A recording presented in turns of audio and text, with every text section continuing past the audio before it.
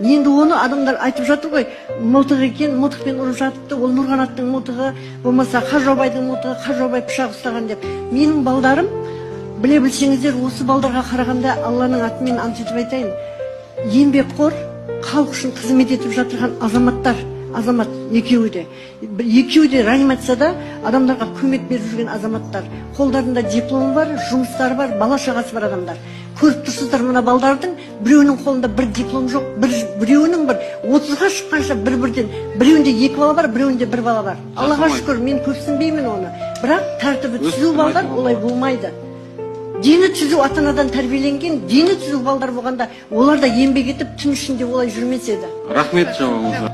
Менің тағы айтайын дегенім, Айтыңыз. мына жерде, мына 16 жасар балаға менің балам кешірім берді деп маған айтты.